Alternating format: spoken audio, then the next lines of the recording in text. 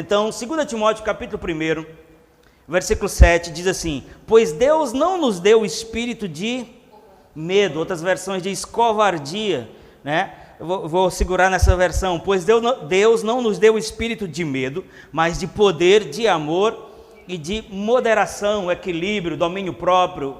Enfim, as versões são variadas, mas eu quero enfatizar o começo do texto que diz que Deus não nos deu o espírito de medo. Feche os seus olhos. Pai, em nome de Jesus, nós queremos te dar graça pelo que já foi manifesto aqui. Obrigado, porque nenhum quadro natural é maior do que aquilo que é espiritual e está estabelecido. A tua palavra diz: para sempre, Senhor, a sua palavra está estabelecida no céu, e nós entendemos que estamos aqui com um propósito, e esse propósito por nada ele vai ser comprometido. Obrigado, Pai, porque como Paulo orava pelos Efésios, eu oro pela minha própria vida e pela vida de cada pessoa que está aqui, declarando a abertura dos olhos do entendimento, espírito de sabedoria e de revelação. Sim, Pai, aquilo que diz em 2 Coríntios capítulo 2:16, 2:15, que as coisas espirituais, elas se discernem espiritualmente. Então nós queremos lançar mão da consciência da pessoa espiritual que nós somos, para se conectar, para nos conectarmos ao seu espírito e absorvermos aquilo que o Senhor tem para nós hoje à noite. Eu tomo posição contra toda resistência agora,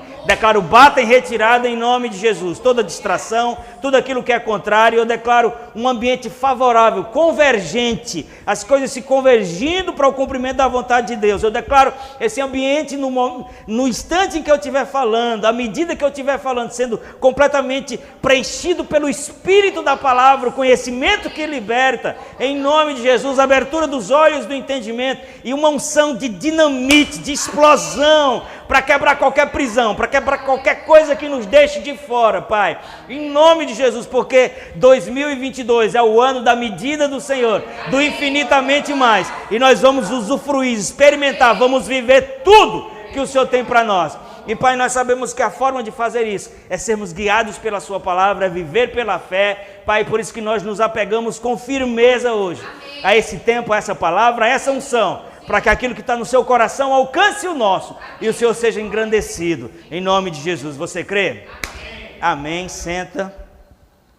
Amados, desde o culto passado que Deus vem tratando conosco sobre como tem que ser a nossa lida aqui. A Bíblia diz que existe um combate, e esse combate ele não é contra o diabo, nem contra o seu irmão, muito menos, né? Apesar da figura nossa de adversário ser o diabo, a Bíblia diz que é um combate de fé. Não é uma coisa de soco, não é uma coisa de querer provar nada para ninguém. E o combate da fé, a Bíblia diz que tem a ver com tomar posse.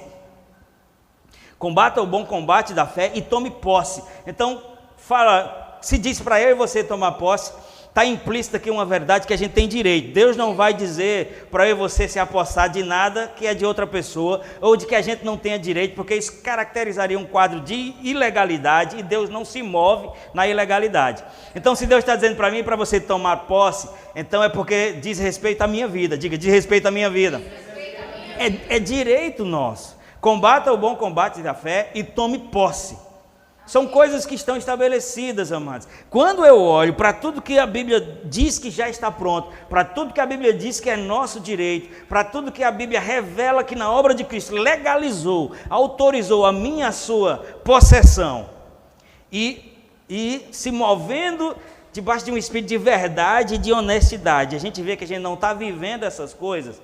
Só existe uma conclusão que a gente pode trilhar, só tem um caminho para a gente ir. É que tem algo que a gente não está entendendo, é que tem alguma coisa que a gente não está vendo como deveria ver, porque eu e você, se a gente fosse contabilizar aqui, quantas vezes a gente já errou, quantas vezes a gente já pisou na bola, quantas vezes nós já propomos fazer coisas que a gente não conseguiu, a gente ia entrar num ciclo de depressão, de tristeza, de autocondenação, porque nós somos falhos, mas Deus não.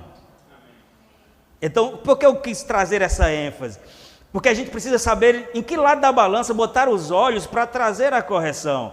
Mas não existe falha, nem rasura, nem necessidade de adendo, nem de emenda na obra de Cristo. Ela é uma obra perfeita, é uma obra completa, é uma obra de legalidade que autoriza, que atribui possessão, que atribui direitos. Tudo tem a ver com a superabundância da graça, com o favor de Deus, não tem a ver com mérito. Então tem muito mais coisas a favor de nós do que contra. Ainda assim, quando a gente olha para as expressões, a gente tem que admitir que nós estamos mais fora do que dentro. E o perigo de estar mais fora do que dentro, mas é que quando a gente cai, geralmente cai para fora. E você não vai cair, amém? Diga amém. Nem eu, nem você.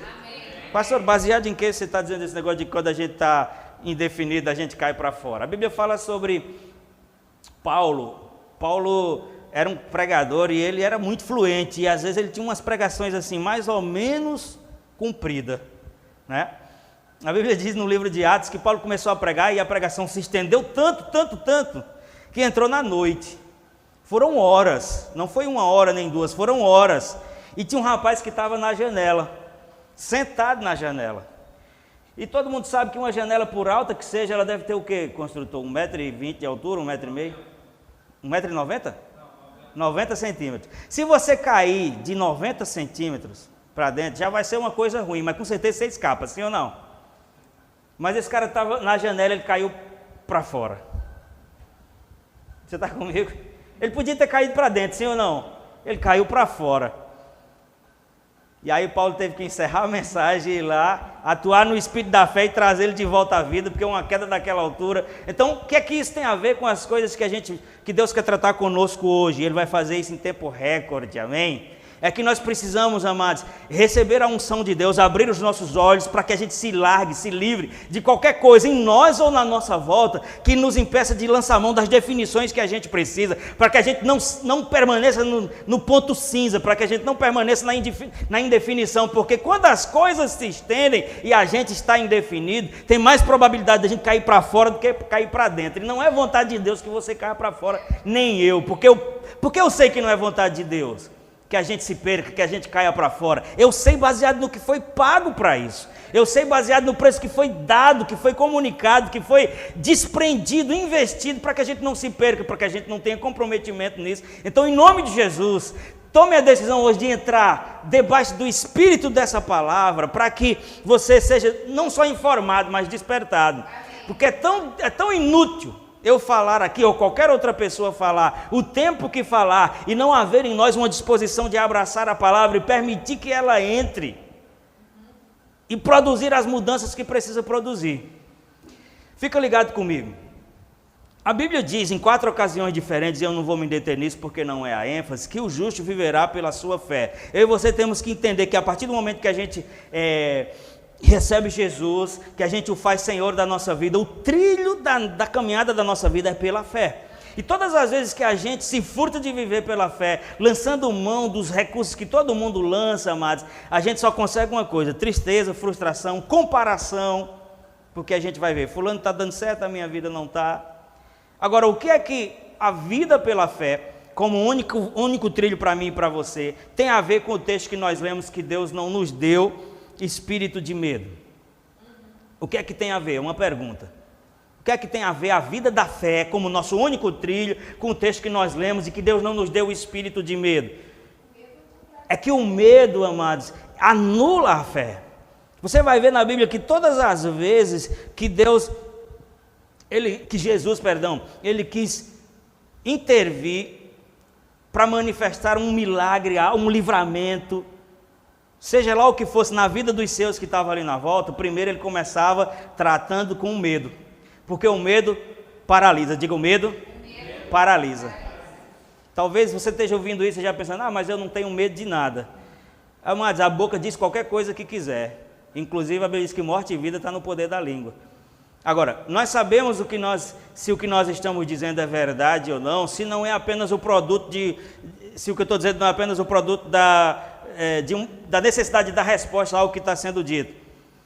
Quando nós sabemos que o que nós estamos falando é o que está dentro, quando não há programação, quando a circunstância nos aperta, quando as coisas que vêm e não está no ambiente pedindo a você uma resposta, mas você tem que dar. Quantos estão entendendo o que eu estou dizendo? Porque a Bíblia diz que a boca fala o quê?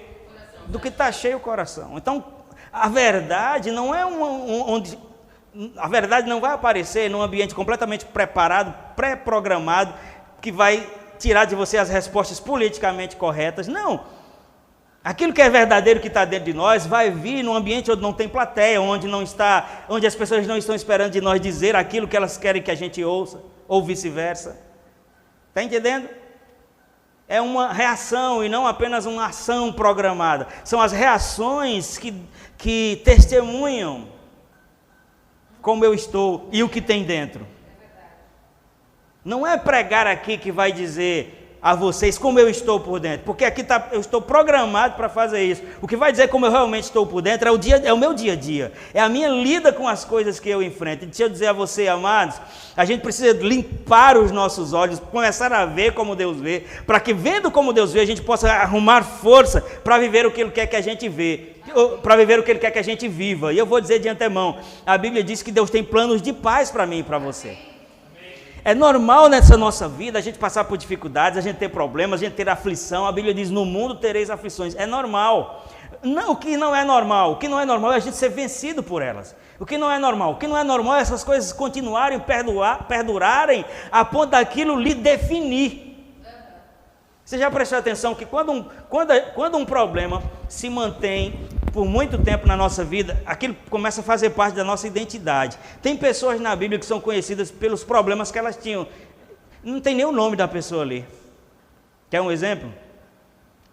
A mulher do fluxo de sangue. Como é que essa mulher... Isso passou a ser parte da identidade dela. Por quê? Porque era um problema recorrente. Era um problema que ia há 12 anos. Não era 2 anos, nem 12 dias, nem 12 meses, que seria um ano. Eram 12 anos. Então a Bíblia não teve nem a preocupação de dizer Maria, Ionara, Maristela, Priscila, o nome da mulher. Não, a mulher do fluxo de sangue, porque aquilo era tão recorrente que começou a fazer parte da sua identidade. Isso não é normal. Para isso se manifestou o Filho de Deus. É normal ter oposições? Sim. É normal ter aflições? Sim. São inerentes a esse mundo. É normal ter embate? Sim. Agora, não é normal estar constantemente dentro de algo a ponto daquilo lhe definir. Porque se eu estou dentro de um problema constantemente, essa é uma evidência de que eu não estou onde Deus gostaria que eu estivesse. Porque se Deus gostaria que nós vivêssemos, se fosse vontade de Deus que nós vivêssemos debaixo de problema, Ele não tinha provisionado para nós o poder para sair deles. Agora, você vai ver, bem rapidinho, os discípulos estão num barco, se levanta uma grande tempestade, a primeira coisa que Jesus diz é, não temas. Qualquer outro tipo de problema que ele vai enfrentar e que precisa de despertar fé na pessoa, a primeira coisa que ele faz é, não temas.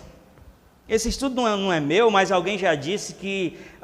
se você procurar na Bíblia, você vai encontrar 366 vezes a expressão não temas. Então tem uma palavra de Deus para cada dia do ano, até se for um ano bissexto. Não temas. Por quê? Por causa da importância, do lugar que isso tem, amados. Se Deus está dizendo não temas, não temas, não temas, é porque o temor, o medo é algo que impede, mantém a mim e a você de fora daquilo que Deus tem. Coisas que vão gerar medo, nunca vai parar de existir. Afrontas, ameaças, figuras, coisas, intenções, enfim, influências. Mas se eu e você permitirmos sucumbir pelo medo, a gente não vai viver o propósito. E primeiro eu quero que você encare, se coloque debaixo da unção dessa palavra, para que você entenda a palavra como Deus está ministrando. Porque às vezes Deus está ministrando uma coisa e a gente está entendendo de outra, porque a gente entende as coisas como nós estamos e não como a gente está ouvindo.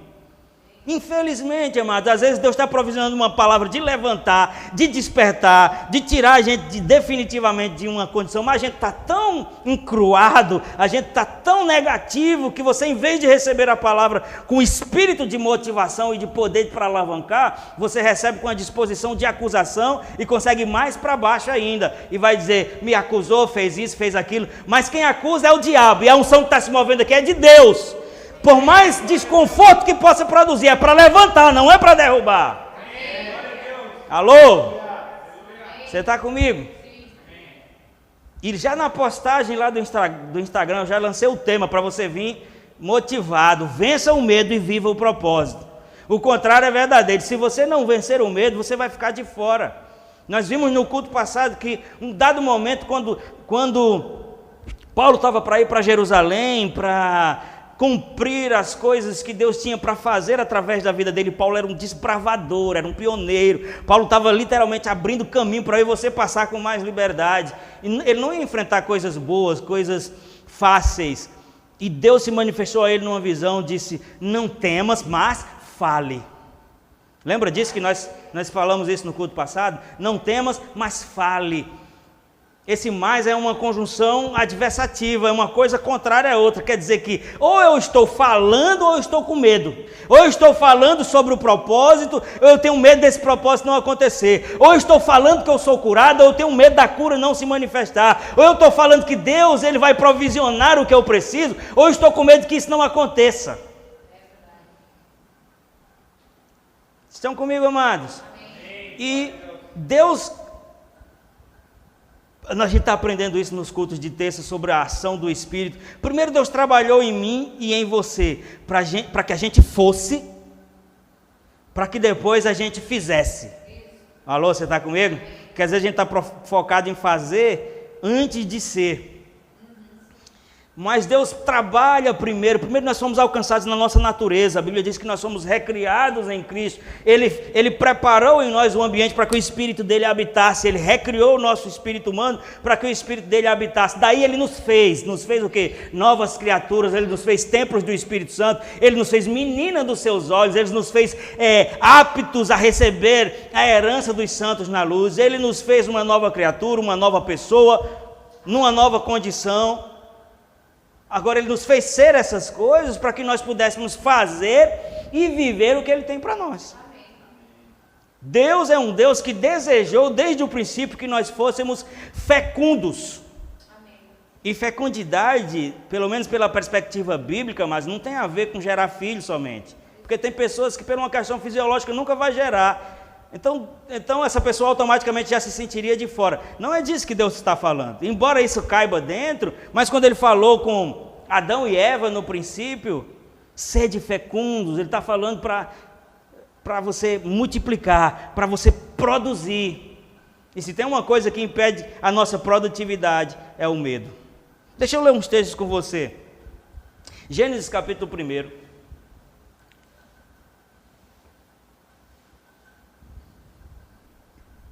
Gênesis capítulo 1, conhecidíssimo, versículo 26. Gênesis 1, 26. Você está ligado? Deus está tratando com você? Preste atenção. Diz assim, eu vou ler para a gente ganhar tempo. Gênesis 1, 26.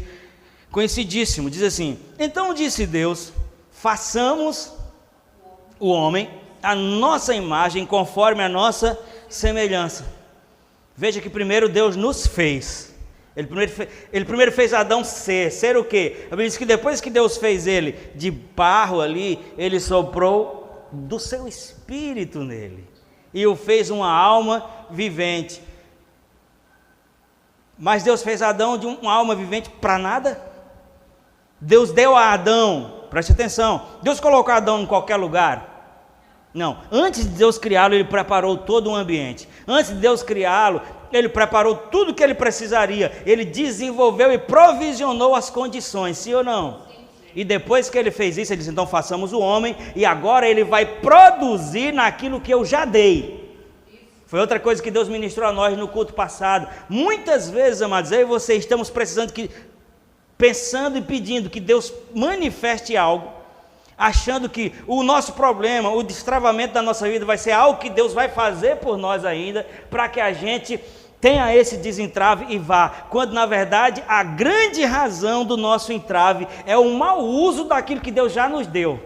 E essa sede de querer algo mais, sem ter administrado o que já recebeu, é bem natural de quem é imaturo. E pais humanos, naturais, limitados como nós, a gente tem essa capacidade de ficar acrescentando coisa em cima de coisa. A criança nem usou uma, você dá outra. A criança nem administrou o que recebeu, você já dá de novo. Mas Deus não faz assim, porque Deus tem um senso de utilidade, de aproveitamento das coisas que Ele tem e dá muito maior do que nós. Então Deus não vai te dar e nem vai me dar dar algo que eu entendo que eu preciso, antes que eu me utilize e produza com aquilo que Ele já me deu. E se tem uma coisa que faz com que a gente não produza, e se tem uma coisa que faz com que a gente não ande no propósito, é o tal do medo. Vamos para cá para o texto que a gente estava lendo. Façamos um homem em nossa imagem, conforme a nossa semelhança, e domine sobre ele. Veja que Deus tinha um propósito, um plano para Adão.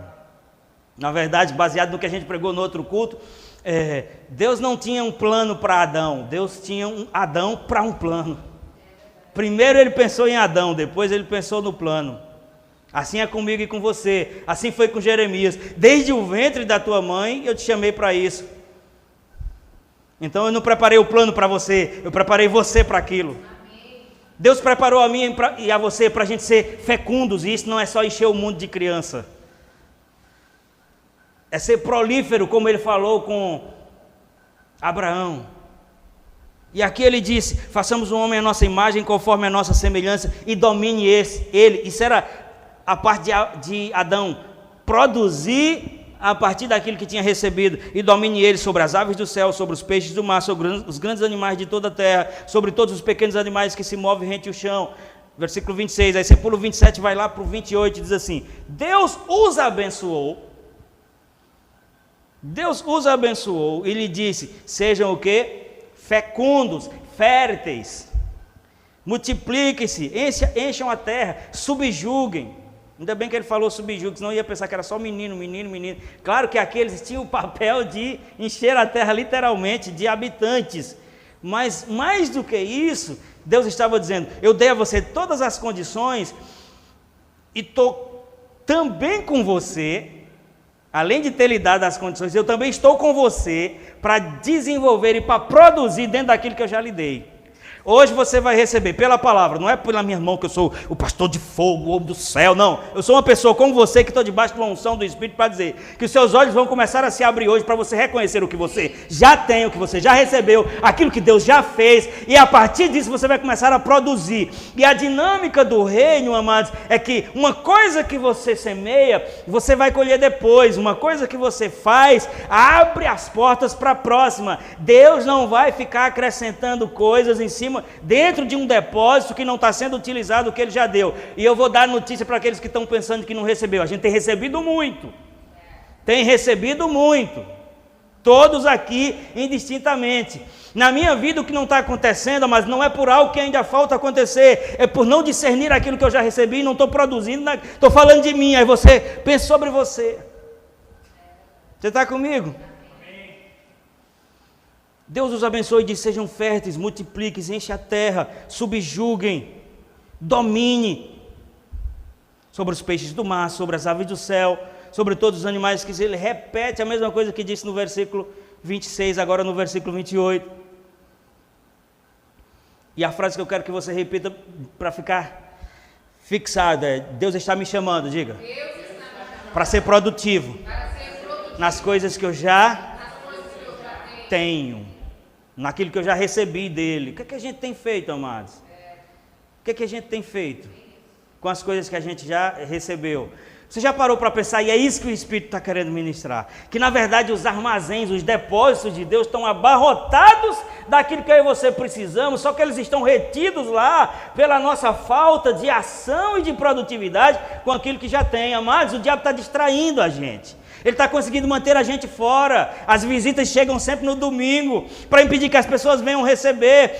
Durante a semana, a distração do celular e de outras coisas tem tomado o lugar da gente produzir naquilo que Deus já tem dado para nós. E no ambiente da igreja acontece muito isso. As pessoas querem estar aqui, mas elas não querem usar o que Deus deu, que vai dar condição delas estarem aqui. Eu queria tanto ser como o pastor Mário, pregar como o pastor Mário, ter essa fluência no falar. Então comece a usar o que você tem, né, Alexandre? Com medo, tremendo. O cara escreve 2 páginas, com 5 minutos que eu já disse tudo, normal. Comigo foi assim também.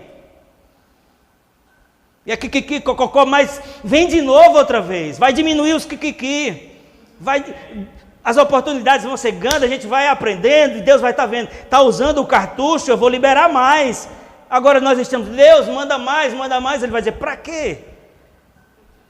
Nordeste usa uma palavra que não usa aqui, instruir. É como se fosse instruir tirando o N.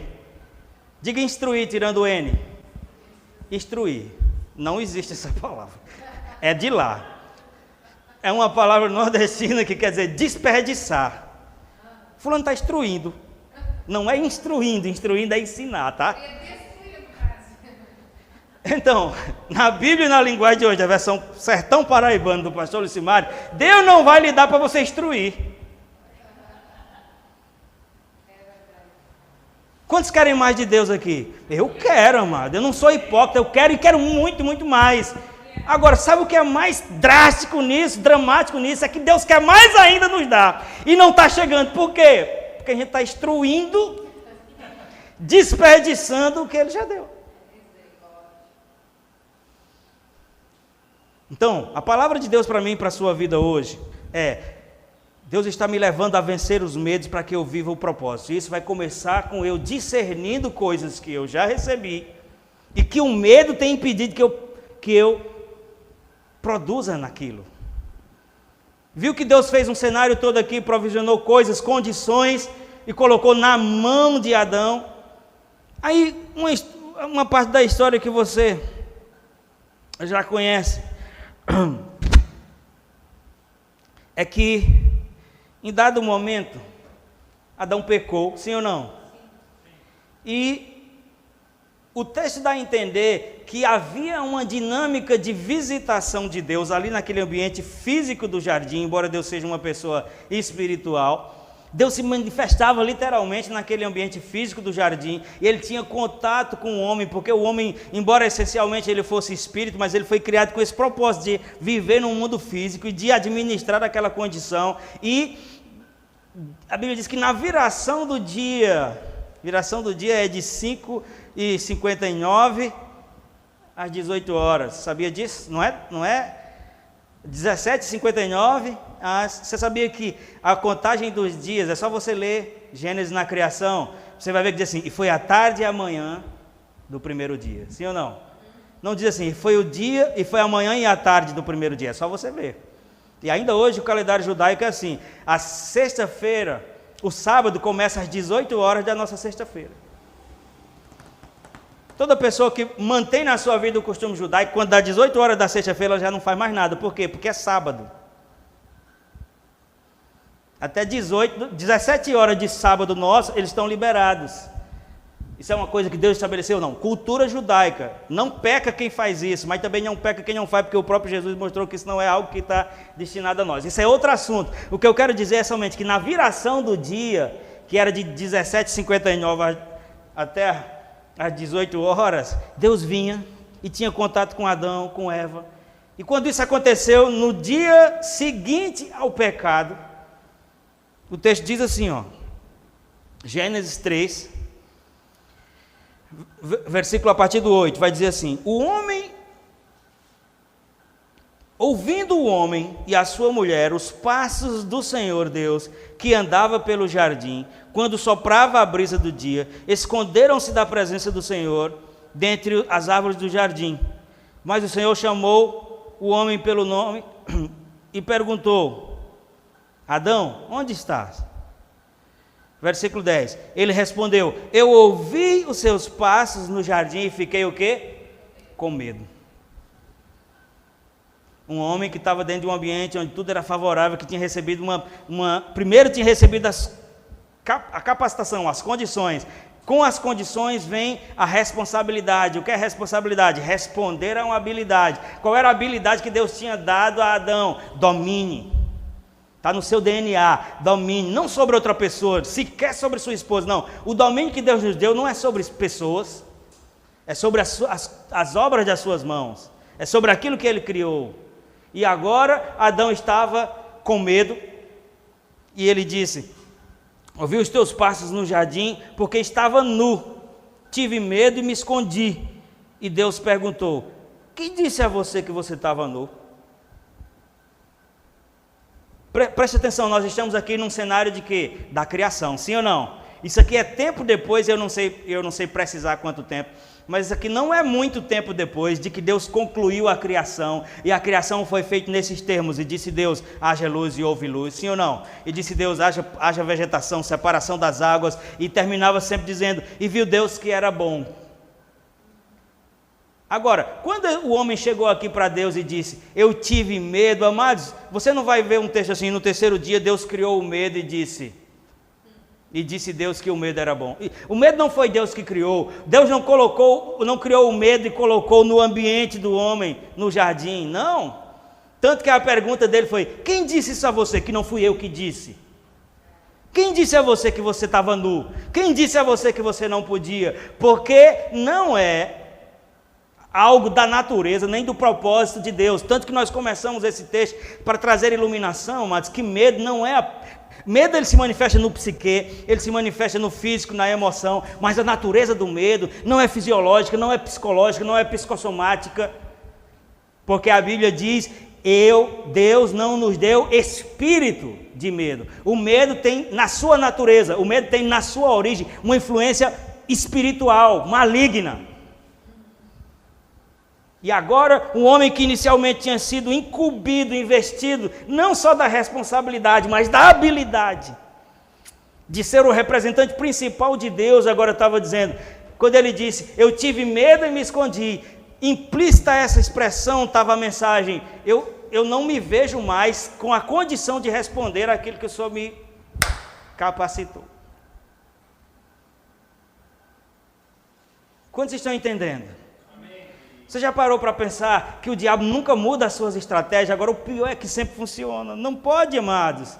Que eu e você recebamos hoje iluminação para que essas estratégias tão fulamba não fiquem sempre funcionando na nossa vida.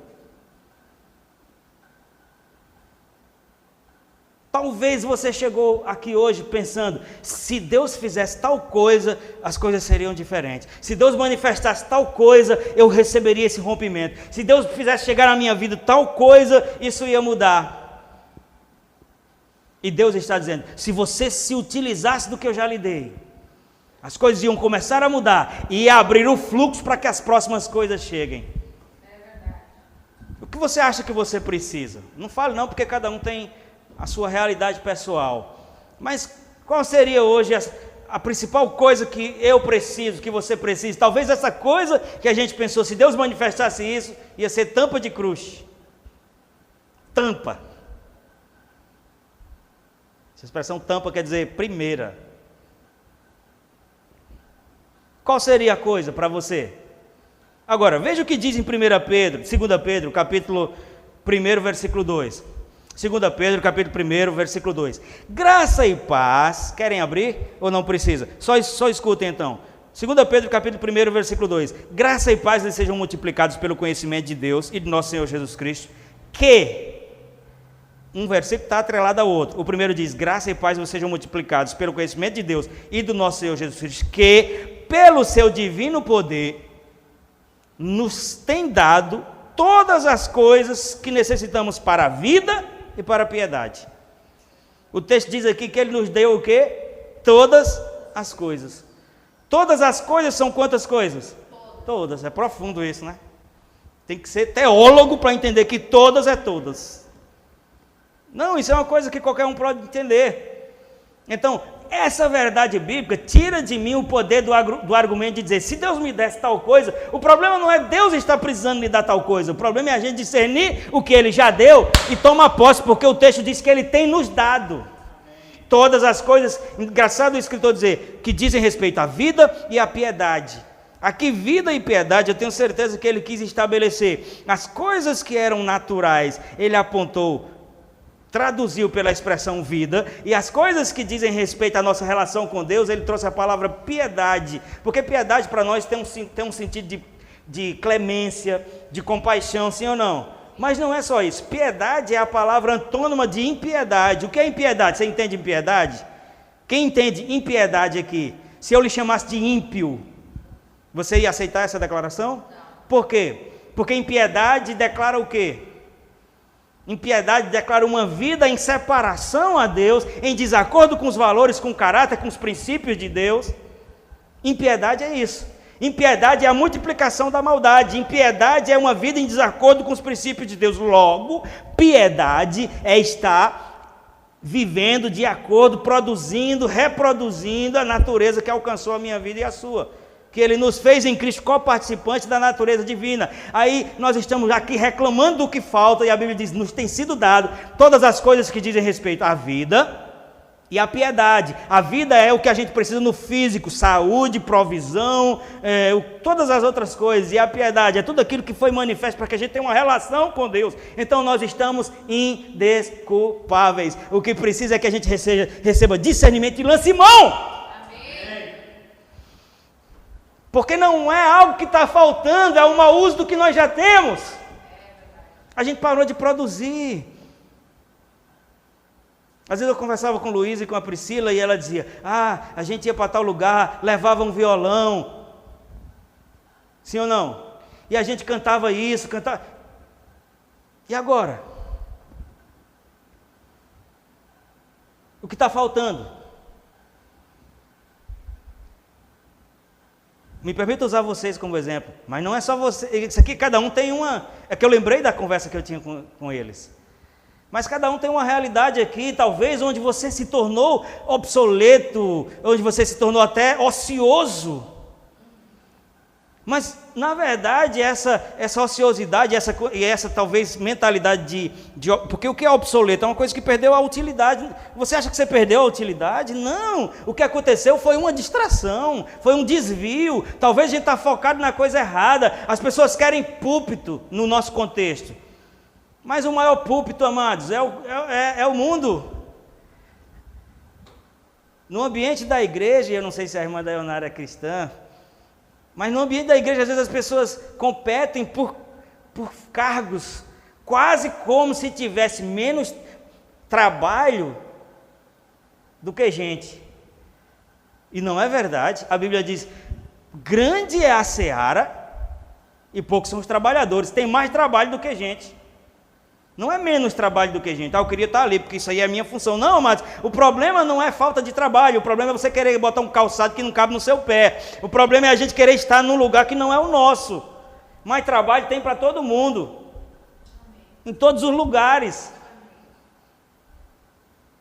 Então agora ele disse, eu tive medo e me escondi. Ele estava dizendo, eu não tenho mais essa capacidade. Mas Jesus disse, quem disse que você não tem? O que foi que ministrou a você essa ausência de capacidade? Foi o medo, produzido pelo quê? Pela experiência de transgredir. Quando a gente vive a experiência de transgredir as sinalizações de Deus, a gente começa a viver por acusação. E a acusação rouba a nossa força, a acusação rouba a nossa intrepidez, a nossa agressividade. Sabe, alguém intrépido é alguém que vai porque tem confiança fluindo dos seus poros. E confiança no contexto da relação com Deus, amados, nunca é autoconfiança. Sempre é confiança nele. O Senhor conservará em perfeita paz aquele cujo propósito está nele, porque confia nele. Você está comigo?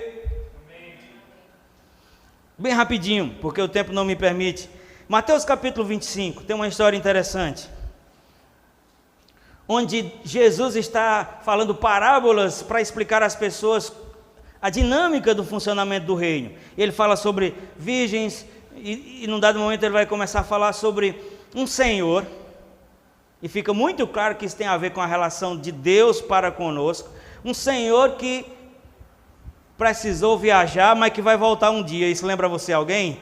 Jesus disse, é necessário que eu vá, mas eu voltarei.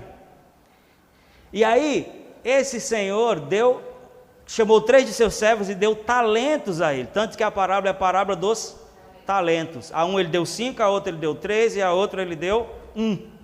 A Bíblia diz, segundo a sua capacidade, porque Deus não vai exigir de você algo que ele não tenha lhe dado. Pastor, meu problema é que eu não tenho tempo. Meu problema é falta de tempo. Você acha que Deus quer de você o tempo que você não tem? Se realmente você não dispõe de tempo, porque só nós sabemos se a gente tem tempo ou não, só nós sabemos. Só nós sabemos se a gente tem tempo ou não. Agora, se é tempo que Deus quer de você, Ele não vai pedir de você uma coisa que você não tem. Senão Ele ia autorizar você a fazer a oração, Senhor, aumenta o dia para 26 horas. Não, Ele não vai fazer isso. Ele não vai fazer isso. Eu queria tanto ser um semeador na igreja, mas Deus está exigindo que eu dê R$1.000. Mentira, mano, mentira. Deus não é louco, Ele não vai exigir de você uma coisa que Ele não tenha lhe dado condição primeiro. Estão comigo? O texto fala sobre... Estou tentando diminuir porque meu tempo já... Visando meu próximo compromisso, meu tempo já está... Mas a Bíblia diz que Ele distribuiu, de acordo com a capacidade de cada um, talentos. E chegou a hora em que Ele voltou para prestar contas, né? A um deu 5 talentos, versículo 15 do capítulo 25. A outro 2 e a outro 1, de acordo com a sua capacidade. Em seguida partiu de viagem. O que havia recebido 5 talentos saiu imediatamente. O nome disso é diligência. Saiu imediatamente, aplicá-los e ganhou mais 5. Também o que tinha 2 talentos ganhou mais 2. Mas o que tinha recebido 1 talento saiu, cavou um buraco no chão e escondeu o dinheiro do seu senhor. Depois de muito tempo, o senhor daqueles servos voltou e acertou conta com eles. O que tinha recebido 5 talentos trouxe mais 5 e disse: Senhor, o Senhor me confiou 5 talentos, veja o que eu ganhei, mais 5. O Senhor respondeu: muito bom, servo bom e fiel, você foi fiel no pouco, sobre o muito. É a dinâmica de crescimento no reino, é você ser fiel com o que você tem, não é ficar esperando receber mais. Foste fiel no pouco, aí sim, sobre o muito te colocarei. Isso é uma dinâmica que deixa implícito processo também, amados, porque qualquer pessoa que chega na posição sem ter discernido o caminho, ela vai maltratar, ela vai abusar. E outra, é temporário. Tão rápido subiu, mais rápido ainda desce, porque Deus tem cuidado em nos preparar. Deixa eu ler o restante. Também 22 agora. O que tinha recebido 2 talentos disse: Senhor, me confiou 2 talentos, veja, eu ganhei mais 2. E o Senhor respondeu: muito bom, servo bom e fiel, você foi fiel no pouco e eu porei sobre o muito. Venha e participe da alegria do seu Senhor. Por fim, por fim veio o que tinha recebido 1 talento e disse: eu sabia que o Senhor é homem severo, que colhe onde não plantou. Acusou de injustiça o seu Senhor, de fazer um tratamento que não existia. Isso é outra coisa que acontece na cabeça daqueles que estão vencidos pelo medo, consequentemente pela infertilidade. Atribui a responsabilidade da sua não produtividade ao comportamento de outra pessoa. Por isso tive medo. E o que é que impediu que ele produzisse? Medo. Vença o medo e viva o seu propósito.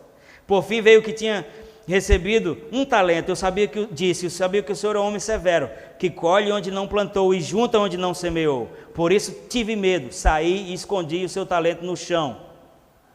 Veja, aqui está o que lhe pertence. O Senhor respondeu: servo mau e negligente. Se a gente olhar pela uma perspectiva apenas natural, esse homem recebeu 1 talento e devolveu o que recebeu. Ele roubou alguma coisa? Mas o que Deus quer é que a gente devolva para Ele o que Ele nos deu? Não, o que Deus quer é que a gente multiplique. Sabia que esse servo ele não foi tido como justo, ele não foi tido sequer como bom. Ele não recebeu uma espécie de recompensa. Não, ele recebeu punição. E lembra que eu disse aqui, nenhuma palavra de Deus é acusativa. Acusativa é o papel do diabo. Aqui é para a gente receber iluminação e ser despertado. Servo mau e negligente. Você sabia, ou seja, Deus usou as palavras dele mesmo. Você sabia que, ou seja, na sua cabeça eu sou uma pessoa que colho onde não plantei, que ceifo onde não semeei, que eu sou duro. Então você deveria ter confiado, versículo 27, então você deveria ter confiado o meu dinheiro aos banqueiros para que, quando eu voltasse, eu recebesse de volta com juros. Tirem o talento dele e entreguem ao que tem 10. Não sei porque fulano já tem isso, mas parece que é mais tudo na volta dele, parece que é tudo. Por quê? Porque está produzindo. Porque está tendo a diligência de trabalhar com o que recebeu. O que é que nos impede de produzir? Medo. E às vezes o medo é o diabo que fabrica numa imagem que nem é verdadeira sobre quem você deve prestar conta. Ah, colhe onde não plantou, é duro, é isso, é aquilo. Você viu alguma manifestação de dureza aqui para aqueles que produziram? Ou de injustiça? Porque, amados, a Bíblia diz que Deus deu de acordo com a capacidade. E ele deu 5 ao que ele viu que tinha capacidade de produzir 5. Deu 2 ao que ele tinha capacidade de produzir 2. Se ele deu 1 àquele abençoado, é que ele podia responder com 1. Se fosse 50 centavos, que é a metade de 1, Deus teria dito, ó, é isso aqui que você pode, eu estou dando o que você pode. Agora, o que o travou, o que impediu sua produtividade? Medo. Qual é a área hoje que eu e você temos sido ameaçados pelo medo, que tem impedido a minha e a sua produtividade? Permita que o Espírito Santo lhe ministre. Ou você acha que essa palavra é uma palestra? Ou você acha que isso aqui é uma coisa, porque eu não tinha outra coisa para fazer? Sabe, mas hoje é domingo, eu vou dizer isso, não me importa como você vai entender. Eu me acordei 7 e pouco da manhã, 7h30 eu estava aqui limpando, porque eu não fiz escala, alguém tinha que fazer, eu não vou atribuir a vocês uma responsabilidade que é minha.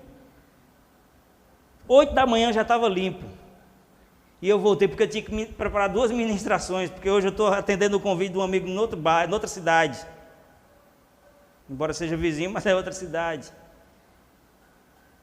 Então você acha que isso aqui é o quê? É a atitude de alguém que não tinha nada para fazer?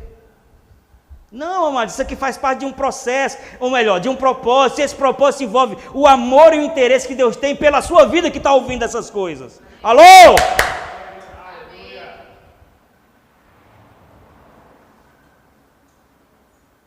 E não pense que é outra mensagem, não. Talvez você não esteja localizando na sua vida. Peça para o Espírito lhe mostrar. O entrave, a falta de produtividade tem a ver com medo. O que é medo? O medo é um futuro. Medo é um futuro maligno que o diabo quer que habite a sua mente. O que é fé? Fé é a convicção de coisas que se esperam e a certeza de coisas que se não veem. Fé é um futuro bom. Fé é um futuro bom, proveitoso, verdadeiro, que Deus quer que permeie a nossa mente para que depois se estabeleça. E o medo é a mesma coisa. É um futuro mentiroso, negativo, que o diabo quer de todo jeito que habite a sua mente. Quantos estão comigo? Amém. São duas coisas parecidas, só que o medo é a ferramenta do diabo. Ele vai sempre pintar quadros para nos deixar acuados. Mas a fé é a ferramenta de Deus.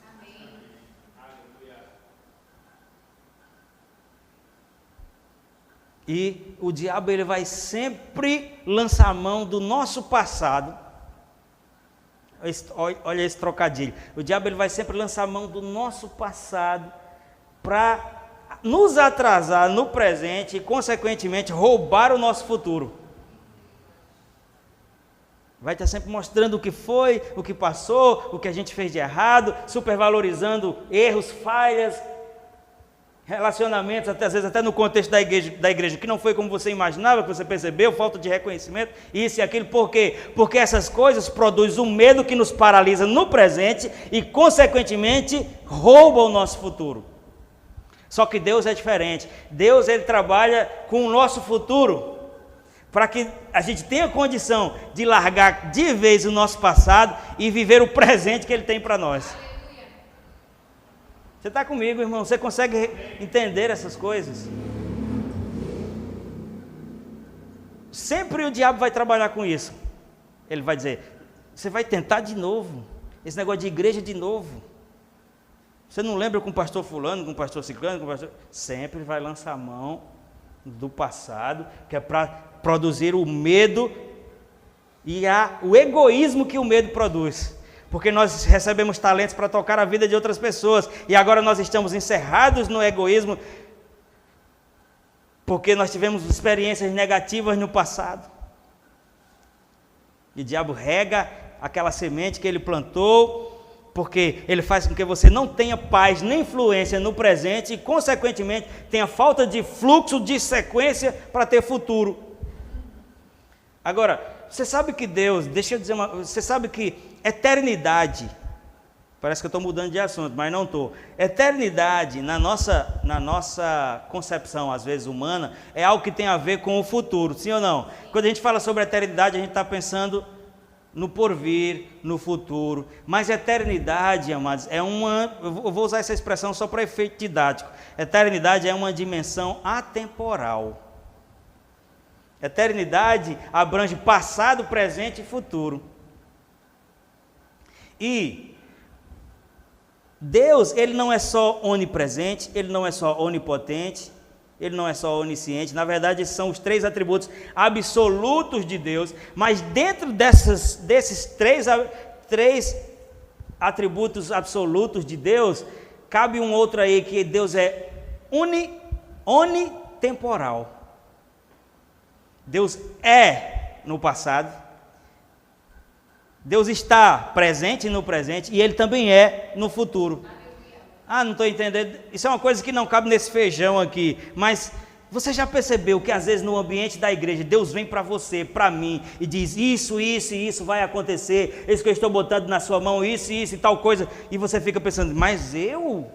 Mas comigo? Por quê? Porque esse mais eu, mais comigo, é baseado em tudo que a gente já viveu até agora e no produto, talvez até num autorretrato negativo que a gente tem hoje. Mas se Deus está dizendo que vai dar certo, não é porque Ele deseja isso não, é porque Ele já esteve no seu futuro. Deus já esteve no seu futuro. É como aquelas coisas que às vezes a gente vê em filme e diz, eu estou vindo do futuro para lhe dizer, vai dar certo, vai acontecer. Deus trabalha com o meu e com o seu futuro para nos ativar no presente, para que a gente largue definitivamente as coisas que estão no passado. Filipenses 3,12 diz, esquecendo-me das coisas que para trás ficam e avançando para as que estão diante de mim, eu prossigo para o alvo. Hoje você veio aqui, talvez sem nem saber porquê, mas foi para se colocar debaixo dessa unção que vai romper. A unção, ela não resolve a sua vida. Não existe nenhum texto bíblico que diz que uma oração vai resolver a sua vida, mas a Bíblia diz que a unção, ela despedaça o jugo. Às vezes tem jugo. Jugo é uma linguagem da agricultura que fala sobre umas coisas que botavam nos ombros do cavalo, que é para ele carregar o peso, para ajudar a carregar o peso. Boi, cavalo. Jugo. E a Bíblia não diz que a oração vai libertar a sua vida completamente, como se fosse um passe de mágica. Não, Deus não trabalha com mágica. Milagre não é mágica. Agora a Bíblia diz que a oração, a unção despedaça o jugo. Vai quebrar aquilo que está estabelecendo uma prisão, um peso, para lhe dar condição de agora você administrar daqui para frente. Você veio talvez sem saber, mas você veio para se colocar debaixo dessa unção, que vai abrir os seus olhos para ver o que tem lhe encerrado no medo. Porque Deus tem um propósito, e só vive o propósito aqueles que superam o medo. Fique de pé. Talvez você tenha ouvido isso pela primeira vez, mas eu quero lhe aconselhar a ouvir mais vezes. Amado, sabia que no contexto da fé, as coisas não são pelo viés do fato. Toda vez que a gente vai para o viés do fato, a gente perde a manifestação de Deus, porque a Bíblia diz que o justo não vive pelos fatos, o justo vive pela fé. E eu estou lhe chamando para você começar a crer nisso hoje. As coisas que você não sabe sobre o seu futuro, Deus sabe. E não é só porque Ele é presciente, é porque Ele é atemporal, Ele é unitemporal, Ele já esteve lá. Sabia que a falta de discernimento e de sujeição à palavra da verdade faz com que a gente se distraia a ponto de a gente atrasar o plano de Deus? Na verdade, a gente pode até comprometer. Eu declaro que isso não vai acontecer com a sua vida, nem com a minha. Porque Deus pode ter ido no nosso futuro e viu a gente frutificando, mas a minha, a sua distração e a intransigência, às vezes a obstinação por algo que nos deixa de fora do que Deus tem, pode comprometer o propósito. Eu não tenho tempo para isso, mas eu podia lhe mostrar N textos onde Deus afirmou categoricamente que fazia algo na vida de pessoas, ou melhor, que faria algo na vida de pessoas e não fez, não porque Deus falhou com o que prometeu, mas porque em algum momento não houve uma correspondência àquilo. E a pessoa teve que ser substituída. Isso não vai acontecer com você, nem vai acontecer comigo, porque hoje você está debaixo da influência dessa palavra, para libertar de todo o grilhão do medo, para ver o que você precisa ver, inclusive a si mesmo, porque às vezes o que mais nos prende é que a gente vê tudo, mas não vê a nós, mas você está diante de um espelho, e quando você olha para o espelho, você não vê a sua mãe, o seu vizinho, nem a sua esposa, a menos que ele esteja junto. Quando você olha para o espelho, você vê você mesmo, e Deus está mostrando a mim e a você, e eu estou dizendo, amado, se essa palavra não for para você, ela é para mim. Nós vamos vencer o medo e vamos entrar no propósito. A começar por produzir com o que a gente já tem. O que é que você já tem? Deus vai lhe iluminar, porque Ele já lhe deu, ou não? Sim. Ou não? Sim. Deus já deu, nós vamos produzir com o que a gente já tem. E vai chegar mais, porque Ele é El Shaddai, o Deus mais que suficiente. Senhor, em nome de Jesus, eu oro por cada irmão aqui e pela minha própria vida. Eu reconheço o espírito dessa palavra, não como uma informação ou como um tempo de palestra motivacional, não. As palavras que eu vos tenho dito, Jesus diz, são espírito e vida, e eu me coloco debaixo do espírito dessa palavra para receber a vida que ela pode produzir. Eu me nego, Senhor, eu me nego a permanecer debaixo de julgos, a permanecer na infertilidade, na improdutividade, a permanecer com medo do futuro, com medo do fracasso, com medo das experiências negativas do passado. Não! A tua palavra diz, Pai, que a vereda do justo é como a luz da aurora que vai brilhando mais, até ser dia perfeito. Eu declaro isso sobre a minha vida e sobre a vida de cada pessoa que Deus trouxe aqui, os grilhões do medo sendo rompidos completamente no poder e na autoridade do nome de Jesus, para viverem o propósito, para corresponder à habilidade que Deus deu, ministérios sendo levantados, os talentos que foram enterrados por medo, uma unção de desenterrar talentos e de multiplicar. Deus está dando uma segunda chance. Enterrou por medo, mas desenterre agora, comece a produzir, comece a fazer. Oh, ração de reba, chorando.